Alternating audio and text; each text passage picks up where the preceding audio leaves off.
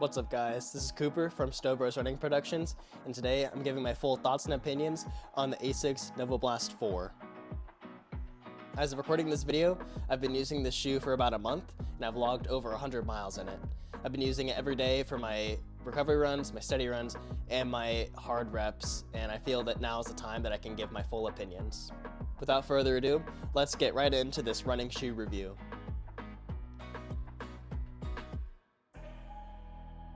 To start this review, I'd like to mention how I was able to get this shoe. You can find the ASICS Novablast 4 from ASICS website or from any sporting goods store for $140. Usually ASICS provides a lot of discounts, so in the coming months, you can probably find these on sale for about $100, maybe even less. I personally got my pair from Cadence Running Company in Gilbert, Arizona. Very nice store. They gave me a good discount on the shoe for being a high school athlete in the area. So if you live around Gilbert, Queen Creek, Mesa, Arizona, I'd highly recommend giving them a try. Getting into the specs of the shoe, in my US size 10 in men's, the shoe weighs 260 grams or 9.2 ounces. Starting off with the upper here on the shoe, ASICS lists this material as an engineered woven mesh, which is very breathable and even includes a few little holes up here in the upper that allow for extra breathability in the toe box. ASICS additionally lists a winged tongue design, which allows for more secure lockdown in the top of the foot so that your foot doesn't wiggle around or anything when you're on your runs. And the lacing system on top of that also allows for a very secure fit that won't require much extra tie-down methods to keep your foot locked in. Looking at the back of the shoe, there is a nice little pull tab here that allows you to more easily fit your shoe on your foot whenever you're about to go out for your run. And the solid heel cup here provides a lot of ankle and arch support so that you don't feel wobbly when you're out there on the roads. And this wider toe box here allows for a more roomy fit, more airy fit when you're running so that your toes don't get all squished. Moving on to the midsole of the shoe, ASICS uses their Flight Foam Blast Plus Eco material, which contains 20% recycled materials. ASICS lists the shoe as a 42mm stack in the heel and a 34mm stack in the forefoot, making it an 8mm drop shoe and placing it in the medium drop category. The responsive Flight Foam Blast Plus and the high stack height allow for protective ride whenever you're out there on the roads.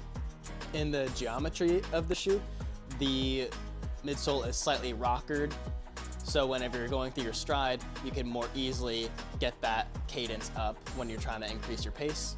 And ASICS has included, once again, their little trampoline crash pad in the forefoot, which adds a little extra bounce into your stride to spice up your run a little bit. The Novablast also does not have any protruding arch on the inside of the shoe, meaning if you have medium or low arches, then you won't find a problem with any poking in your foot area. And the inherently wide base of the shoe makes the ride stable, making it perfect for anybody who has a neutral or underpronating foot strike. Looking at the outsole now, ASICS utilizes their AHAR rubber outsole. The goal of the strategic placement of the rubber is to make the foam here at the bottom last as long as possible so you can keep your shoes healthy for as long as possible, and to reduce weight where it's unnecessary. AHAR Plus is perfect for running on any pavement, concrete, grass, or gravel areas.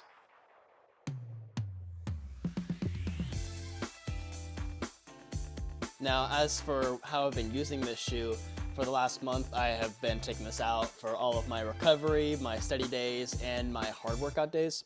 I haven't had as many hard days in the last month here because I've been recovering from an injury, but I believe I've had enough to be able to tell you that the Novablast 4 definitely works well for bringing it up to those higher paces. I managed to do a progression run, finishing it out with a 5:58 mile pace, and it honestly felt really effortless with the shoe. I was just able to kind of glide through my stride. It almost felt like I didn't have anything on my foot just because the way the shoe kind of just pushes me through my stride, it almost felt like it disappeared. And with the trampoline pad as well, it felt extra lively when I was picking up those paces and landing more forefoot. It just adds that little extra responsiveness that you look for to get your runs a little bit more peppy and exciting. Now, as for my steady runs and my recovery runs, while I did still enjoy the shoe quite a bit, it just wasn't as fun as going at the high paces that I was doing. And of course, that may have just been because of my experience with training in the last month, but it did protect my foot. It did get me through all the runs just fine. I felt amazing after all my runs, but it just wasn't as nice feeling to go slightly slower than it was to be going faster. The inherently stable design really did pull through as well, because one thing I noticed with my injury was whenever I was wearing a slightly more unstable shoe, my legs started to feel a lot more aggravated and I would have to stop a bit early to use my elliptical instead. But with these, I didn't experience that nearly as often, because every time I struck the ground with the shoe, I felt very confident where my foot was landing and how my foot was going to roll through my stride. So if you have trouble with slight pronation issues, then this shoe will probably be great for you. This shoe even worked really well whenever I took it on some more rocky, gravelly areas. It rained a few times in the month of January here in the valley, and what I did notice for the midsole was that I was able to stay pretty stable on those grounds even, but for the outsole, not so much. I felt like when there was some like watery patches, some puddles, or maybe some little slick mud patches, it really didn't grip the ground hardly at all, which I have noticed with some ASICS shoes that I've used in the past, like the Novablast 3 and the Nimbus 25.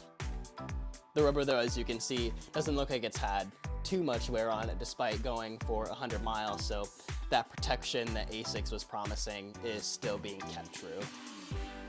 And speaking of the rain and wet conditions, when it was stormy a bit whenever I was out running, I did notice the upper really kept the water away from my socks.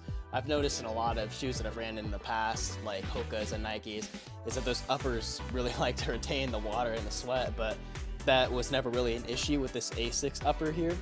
I felt as though my foot was mostly dry, and if it did get slightly wet, it was never an issue and it didn't really bother me, and I didn't think of it when I was out on the run. This upper also really does keep my foot locked in place. I mean, in the past I've had to use the runner's knot to keep my foot more secure and in place, but with this I never actually had to use it. I mean, I still use this every day, and you can notice I don't have to use that extra loop to get the runner's knot in. The winged tongue design also really helps with that secure lockdown. It looks a little bit flimsy when you're looking at it, but when your foot's locked in, that tongue really does not move much at all. Also, a little side note for the shoe, I mean, aside from the scuff marks and everything from me abusing this thing a little bit, the shoe actually is like a really nice color, really nice design. It looks really cool when you're getting a look at yourself when you're running, and you're definitely gonna catch some runner's eyes running in a shoe like this.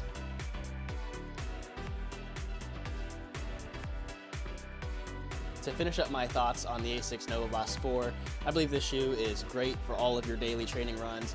It really is a true do-it-all shoe. You can do your steady runs, your fast days, and even your recovery runs, and your feet and your legs are gonna feel great, and they're gonna thank you for wearing this shoe.